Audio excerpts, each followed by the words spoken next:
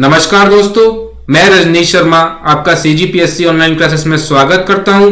जो कोई दोस्त हमारे चैनल पे नया है प्लीज हमारे चैनल को सब्सक्राइब करें। दोस्तों, आज हम छत्तीसगढ़ भूगोल का एक नया टॉपिक छत्तीसगढ़ की जलवायु लेकर प्रस्तुत हैं।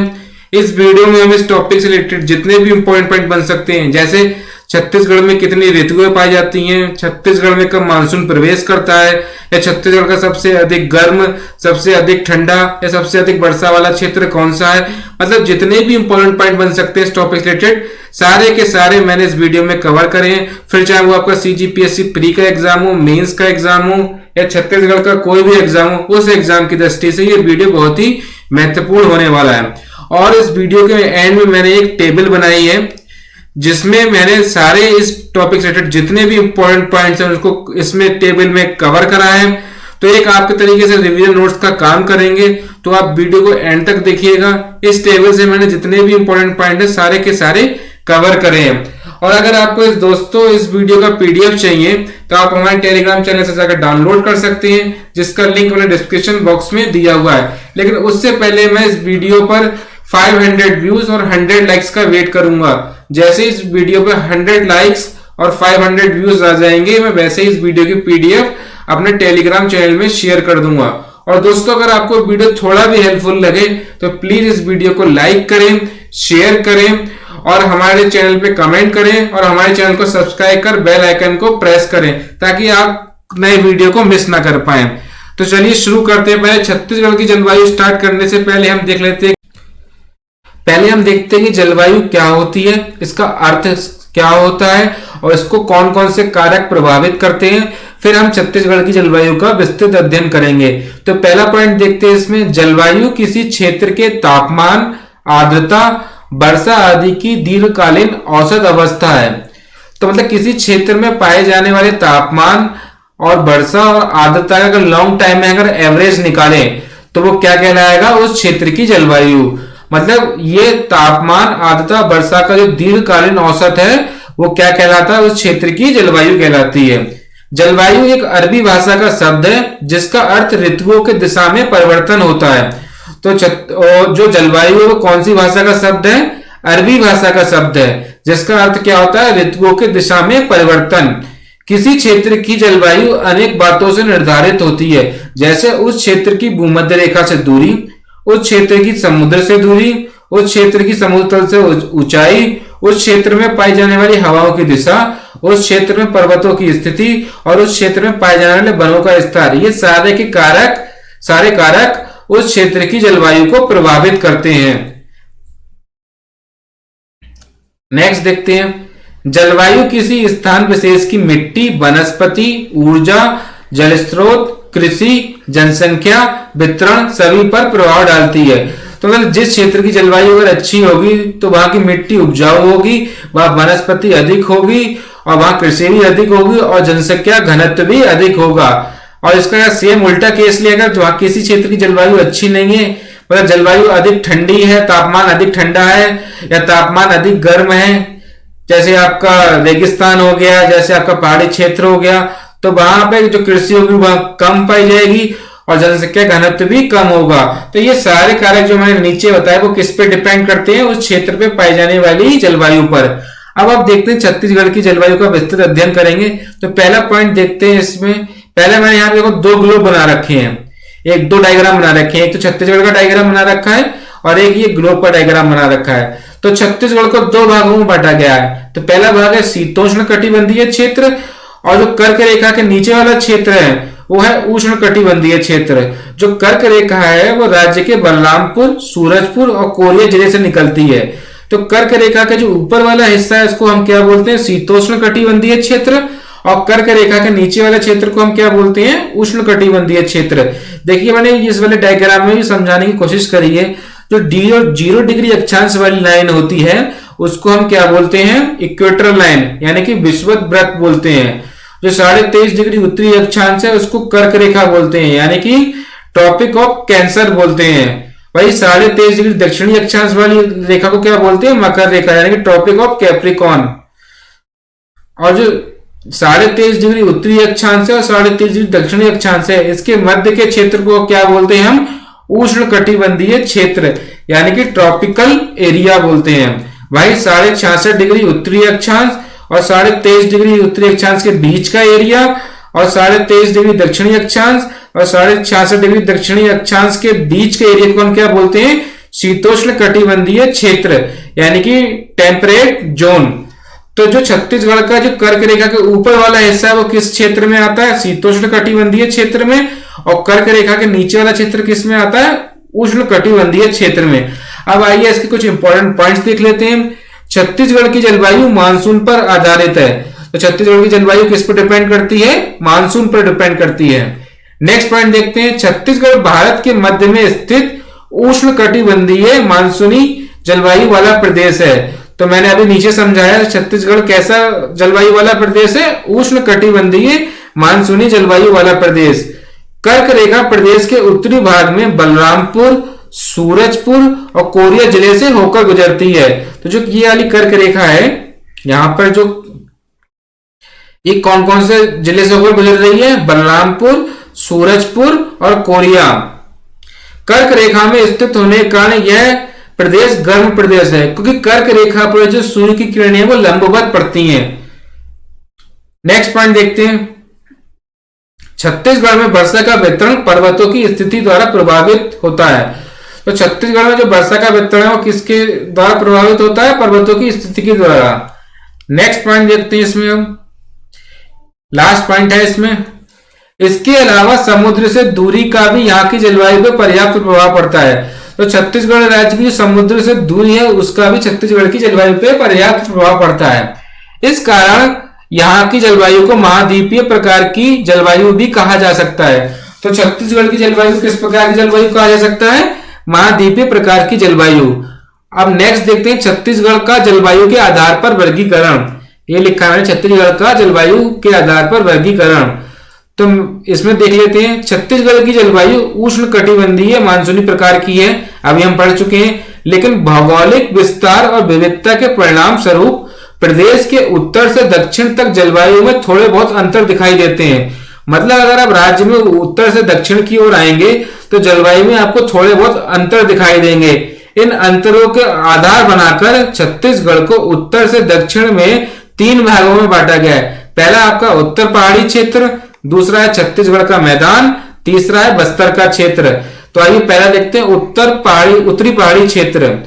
सूरजपुर, जसपुर, कोरिया, अंबिकापुर, बलरामपुर और उत्तरी कोरबा में विस्तृत इस क्षेत्र से कर्क रेखा गुजरने के कारण शीत ऋतु में इस क्षेत्र का तापमान प्रदेश में सबसे कम होता है। ये लाइन यहां पे नहीं आएगी, ये वाली फिर से मैं बताता हूं। सूरजपुर, जसपुर, कोरिया, अंबिकापुर, बलरामपुर और उत्तरी कोरबा में विस्तृत इस क्षेत्र से कर्क रेखा गुजरने के कारण शीत ऋतु में इस क्षेत्र का तापमान प्रदेश में सबसे कम होता है और ग्रीष्म ऋतु में गर्मी तेज होती है। तो जो यहाँ का जो तापमान है वो शीत ऋतु में सबसे कम हो जाता है और ग्रीष्म ऋतु में गर्मी तेजी से बढ़ती है। नेक्स्ट देखते हैं छत्तीसगढ़ का मैदान। तो इस क्षेत्र का निर्माण महानदी और उसकी सहायक नदियों द्वारा होता है। तो छत्तीसगढ़ मैदान का निर्माण किसके द्वारा होता है? महानदी और उसकी सहायक नदियों द्वारा। प्रदेश में सर्वाधिक गर्मी इसी क्षेत्र में पड़ती है। यही जांजगीर चांपा जिला सर्वाधिक गर्म होता है। तो आपसे पूछ सकता है कि कौन से छत्तीसगढ़ के भाग में सर्वाधिक गर्मी पड़ती है? तो आप क्या इसका आंसर हो जाएगा आपका छत्तीसगढ़ का मैदान।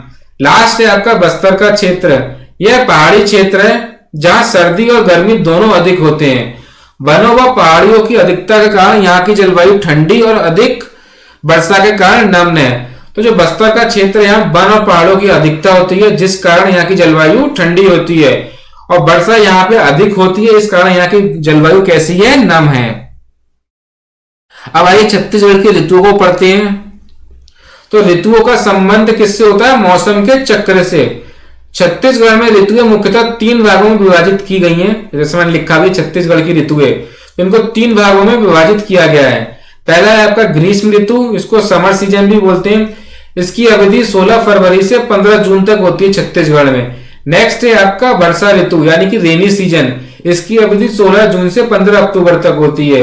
और लास्ट है आपका शीत ऋतु, इसको विंटर सीजन भी बोलते हैं। इसकी अवधि 16 अक्टूबर से 15 फरवरी तक होती है। तो छत्तीसगढ़ में 3 प्रकार की ऋतु पाई जाती है, ग्रीष्म ऋतु, वर्षा ऋतु और शीत ऋतु। तो आइए पहला देखते हैं ग्रीष्म ऋतु, इसको अच्छे से पढ़ते हैं। इसकी जो अवधि है वो 16 फरवरी से 15 जून तक होती है। तो छत्तीसगढ़ में ग्रीष्म ऋतु गर्म एवं शुष्क होती है, क्योंकि नाम से ही पता चल रहा है ये गर्मी वाली ऋतु है। तो यहाँ पे जो छत्तीसगढ़ का तापमान होगा गर्म होगा और वर्षा बहुत कम होगी, इसीलिए यह क्षेत्र शुष्क होगा। 21 मार्च के उपरांत सूर्य की किरणें उत्तरी गोलार्ध में सीधी लंबवत पड़ती हैं। तो जो हिस्सा है छत्तीसगढ़ का हिस्सा या भारत का हिस्सा वो उत्तरी गोलार्ध में ही आता है। तो इसलिए जो सूर्य की किरणें वो लंबवत पड़ती हैं, जिससे तापमान में वृद्धि होती है। और सर्वाधिक गर्म महीना मई का होता है, जब पारा 47 डिग्री तक पहुंच जाता है। प्रायः अधिकतर तापमान जांजगीर चांपा अथवा रायगढ़ जिले में दर्ज किया गया है। तो 21 मार्च के जो बाद है वो उत्तरी गोलार्ध में सूर्य किरणें लंबवत पड़ती हैं, डायरेक्ट पड़ती हैं, इसलिए क्षेत्र का तापमान बढ़ता जाता है और अधिकतम तापमान 47 डिग्री तक पहुंच जाता है। और भाई अगर छत्तीसगढ़ में अगर बात की जाए कि अधिकतम तापमान किस क्षेत्र में पाया जाता है, तो जांजगीर चांपा और रायगढ़ में अधिकतम तापमान पाया जाता है। नेक्स्ट है प्रदेश में ग्रीष्म ऋतु में मई और जून के महीनों में गर्म शुष्क आंधियां चलती हैं। तो जो मई और जून के महीने में कौन सी आंधियां चलती हैं? गर्म शुष्क आंधियां चलती हैं, जिन्हें आमतौर पर लू कहा जाता है। अगर छत्तीसगढ़ का उत्तर पूर्वी क्षेत्र है वो अपेक्षाकृत कम गर्म होता है। जो पाट प्रदेश है, जसपुर सामरी पाट है, तो वो गर्म नहीं होता है। अगर आप कंपेयर करा जाए छत्तीसगढ़ के मैदान से, तो वहां कम गर्मी पड़ती है। नेक्स्ट पॉइंट देखते हैं। साधारणतः यह सूखी ऋतु होती है, फिर भी प्रदेश में औसत वर्षा 2.5 सेंटीमीटर से 12.5 सेंटीमीटर तक हो जाती है। तो जो ये ऋतु है वो सूखी ऋतु होती है, फिर भी इस ऋतु की अवधि में 2.5 से 12.5 सेंटीमीटर तक वर्षा हो जाती है। इस समय में आर्द्रता बहुत कम होती है। इस ऋतु में मैदानी क्षेत्र में दैनिक तापांतर अधिक और पाट तथा पठारी क्षेत्र में कम होता है। तो जो मैदानी क्षेत्र है वो दिन और रात का जो ताप का अंतर है वो अधिक होता है। वही पाट और पठारी क्षेत्र में जो दिन और रात का ताप में अंतर है वो कम होता है। राज्य में अधिकतम औसत वार्षिक तापमान रायगढ़ में और न्यूनतम औसत वार्षिक तापमान अंबिकापुर में होता है। तो आपसे पूछ सकता है कि राज्य में अधिकतम औसत वार्षिक तापमान कहाँ पाया जाता है, तो वो रायगढ़ में पाया जाता है। और न्यूनतम औसत वार्षिक तापमान कहाँ पाया जाता है? आपका अंबिकापुर में। नेक्स्ट है आपका वर्षा ऋतु, जिसको रेनी सीजन भी बोला जाता है। इसकी अवधि 16 जून से 15 अक्टूबर तक होती है। तो छत्तीसगढ़ क्षेत्र में मानसून 10 से 15 जून के मध्य पहुंचता है। जुलाई एवं अगस्त माह में सर्वाधिक वर्षा होती है। समयानुसार सर्वाधिक वर्षा अधिकांशतः जुलाई में होती है। तो ये छत्तीसगढ़ जो राज्य है उसमें मानसून कब पहुंचता है? 10 से 15 जून के मध्य। और जो सर्वाधिक वर्षा कौन से महीने में होती है? जुलाई में होती है। नेक्स्ट पॉइंट देखते हैं। 21 जून को कर्क रेखा के समीप सूर्य की लंबवत स्थिति होती है, जिससे यहाँ का तापमान अधिक हो जाता है। मैं आपको यहाँ कंसेप्ट समझाना चाहूंगा कि अगर जिस क्षेत्र का तापमान अधिक है वहां का जो वायु दाब है वो निम्न होता है, और वहीं अगर तापमान कम है तो वायु दाब अधिक होता है। और जो हवाएं होती हैं वो अधिक वायु दाब से निम्न वायु दाब की ओर आकर्षित होती हैं। तो यही कंसेप्ट मैंने यहाँ समझाया है। 21 जून को कर्क रेखा के समीप सूर्य की लंबवत स्थिति हो जाती है, जिससे यहाँ का तापमान अधिक हो जाता है और न्यून वायु दाब की स्थिति बन जाती है, जिस कारण हिंद महासागर के दक्षिणी भाग से मानसूनी हवाएं आकर्षित होती हैं। तो जो हिंद महासागर है उसके दक्षिणी भाग से मानसूनी हवाएं कहाँ आकर्षित होती हैं? इस क्षेत्र में आकर्षित होती हैं, और इसी से छत्तीसगढ़ में वर्षा होती है। छत्तीसगढ़ में वर्षा की प्रकृति मानसूनी है। छत्तीसगढ़ में वर्षा ऋतु गर्म एवं आर्द्र होती है और लगभग 90% वर्षा यहाँ दक्षिण पश्चिमी मानसूनी हवाओं के द्वारा होती है। तो छत्तीसगढ़ की जो वर्षा ऋतु है वो गर्म और आर्द्र होती है। तो आपसे पूछ सकता है वर्षा ऋतु कैसी होती है? गर्म और आर्द्र। और लगभग 90% जो वर्षा है वो दक्षिण पश्चिमी मानसूनी हवाओं के द्वारा होती है। प्रदेश में दिसंबर जनवरी माह में चक्रवाती वर्षा भी होती है। तो आपसे पूछ सकता है कि दिसंबर और जनवरी माह में किसके द्वारा वर्षा होती है? चक्रवाती वर्षा के द्वारा वर्षा होती है। और कौन से माह में होती है? दिसंबर और जनवरी के माह में होती है। ये दिसंबर से लेकर जनवरी के माह में। नेक्स्ट है आपका मानसूनी वर्षा बंगाल की खाड़ी की शाखा से और अरब सागर से जल प्राप्त करती है, अर्थात ये दोनों तरफ से प्रदेश में वर्षा होती है। तो मतलब दोनों तरफ से, यानी कि अरब सागर से भी होती है और बंगाल की खाड़ी से भी होती है। जसपुर नगर, हसदेव मांड मैदान, दंडकारण्य और रायगढ़ बेसिन सर्वाधिक वर्षा वाले क्षेत्र हैं। तो ये जो है क्षेत्र है, जसपुर नगर हो गया आपका, हसदेव मांड का मैदान हो गया, दंडकारण्य क्षेत्र हो गया और रायगढ़ बेसिन हो गया। इस कौन से क्षेत्र है? सर्वाधिक वर्षा वाले क्षेत्र हैं। नेक्स्ट है जसपुर नगर में वर्षा ऋतु में 1560 मिलीमीटर वर्षा होती है और इसके पश्चिम दिशा की ओर वर्षा की मात्रा घटती जाती है। तो जसपुर में कितनी वर्षा होती है वर्षा ऋतु में? 1560 मिलीमीटर। प्रदेश में कुल वार्षिक 120 सेंटीमीटर से 187.5 सेंटीमीटर तक वर्षा होती है। मतलब वर्ष भर में प्रदेश में 120 से लेकर 187.5 सेंटीमीटर तक वर्षा होती है। भाई अगर औसत वार्षिक वर्षा की बात करी जाए तो 130 सेंटीमीटर होती है। सर्वाधिक वर्षा आबुझमाड़, जो कि आपका नारायणपुर में पड़ता है, क्षेत्र में होती है। कितनी वर्षा होती है यहाँ पे? 187.5 सेंटीमीटर, जिसे छत्तीसगढ़ का चेरापूंजी भी कहा जाता है। तो आपसे क्वेश्चन में डायरेक्ट पूछ सकता है कि छत्तीसगढ़ का चेरापूंजी किसे कहा जाता है? तो इसका आंसर हो जाएगा आबुझमाड़। और यहाँ पे कितनी वर्षा होती है? तो 187.5 सेंटीमीटर वर्षा होती है। तो यहां से 3 क्वेश्चन बन सकते हैं। पहला क्वेश्चन ये बन सकता है कि आबुझमाड़ में कितने सेंटीमीटर वर्षा होती है? तो इसका आंसर हो जाएगा 187.5 सेंटीमीटर। दूसरा आपसे ये पूछ सकता है कि छत्तीसगढ़ में सर्वाधिक वर्षा किस क्षेत्र में होती है? तो इसका आंसर हो जाएगा आबुझमाड़। तीसरा आपसे पूछ सकता है छत्तीसगढ़ का चेरापूंजी किसे कहा जाता है? तो इसका सही आंसर हो जाएगा आबुझमाड़। भानु प्रताप जसपुर तहसीलों में सर्वाधिक औसत वर्षा होती है। तो जो भानु प्रताप और जसपुर तहसील है, इसमें सर्वाधिक औसत वर्षा होती है। बस्तर के बाद सरगुजा जसपुर सर्वाधिक वर्षा वाला क्षेत्र है। जो बस्तर के बाद जो सरगुजा जसपुर है वो सर्वाधिक वर्षा वाला क्षेत्र है। नेक्स्ट पॉइंट देखते हैं। छत्तीसगढ़ में शिवनाथ मैदान के समीपवर्ती भाग और मैकल श्रेणी के निकट न्यूनतम वर्षा होती है। तो छत्तीसगढ़ में जो शिवनाथ मैदान के समीपवर्ती भाग हैं और मैकल श्रेणी के निकट भाग हैं, उनमें न्यूनतम वर्षा होती है। राजनांदगांव के पश्चिम में मैकाल श्रेणी का पूर्वी भाग वृष्टि छाया प्रदेश है। इसमें लोरमी पठार का कुछ क्षेत्र भी शामिल है। कोरिया, कोरबा, रायपुर और कवर्धा जिले में अपेक्षाकृत कम वर्षा होती है। तो जो कोरिया, कोरबा, रायपुर और जो कवर्धा है उसमें क्या होती है? अपेक्षाकृत कम वर्षा होती है। और जो मैकल श्रेणी और शिवनाथ मैदान के समीपवर्ती भाग हैं उसके अंतर्गत भी, क्षेत्र के अंतर्गत भी न्यूनतम वर्षा होती है।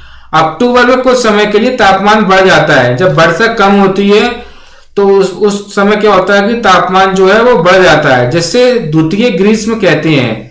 तो आपसे पूछ सकता है द्वितीय ग्रीष्म की घटना किस महीने में होती है? तो ये अक्टूबर माह के महीने में होती है। जिलेवार अगर जिले की बात करी जाए तो सर्वाधिक वर्षा किस जिले में होती है? वो जसपुर में होती है और सबसे कम वर्षा कवर्धा क्षेत्र में होती है। तो आपसे पूछ सकता है कि छत्तीसगढ़ में किस जिले में सर्वाधिक वर्षा होती है? तो जसपुर में। और सबसे कम वर्षा किस में होती है? कवर्धा में होती है। वहीं अगर आपसे पूछे सबसे अधिक वर्षा किस स्थान पर होती है तो वो हो जाएगा नारायणपुर जिले के आबुझमाड़ स्थान पर।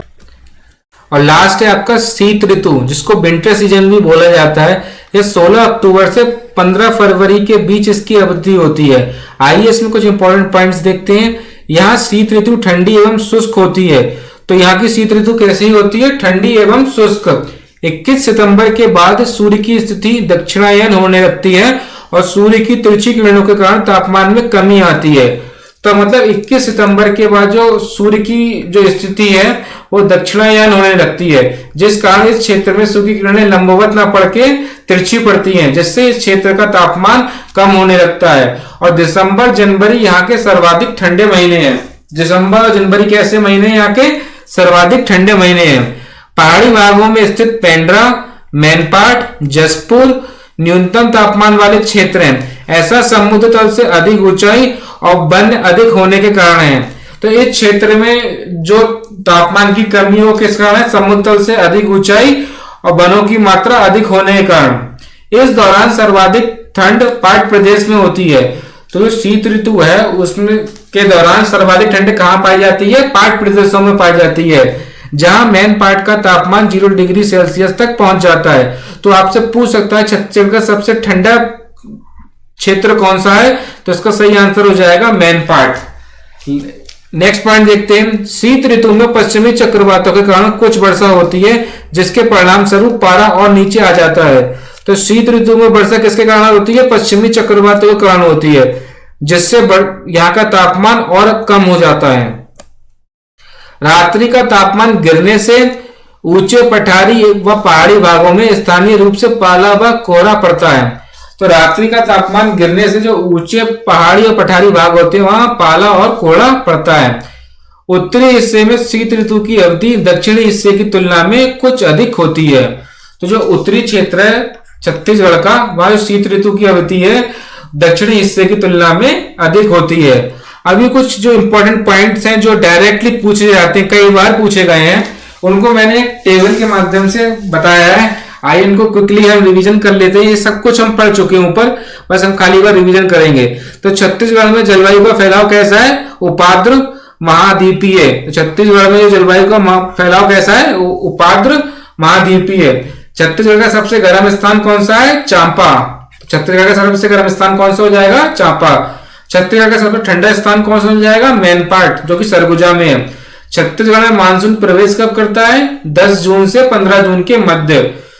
छत्तीसगढ़ की चेरापूंजी किसे कहा जाता है? आबुझमाड़, जो कि नारायणपुर जिले में है। छत्तीसगढ़ की शीतकालीन वर्षा कैसे होती है? पश्चिमी गर्तों से, यानी कि पश्चिमी चक्रवातों से।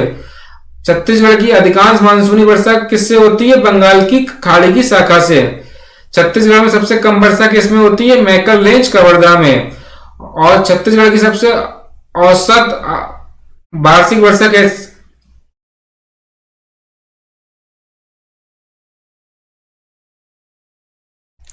और लास्ट पॉइंट क्या है? छत्तीसगढ़ की औसत वार्षिक वर्षा कितनी होती है? 1325 मिलीमीटर, यानी कि 130 से 132.5 सेंटीमीटर। एक बार फिर बताता हूँ, छत्तीसगढ़ में जलवायु का फैलाव उपाद्र महाद्वीपीय।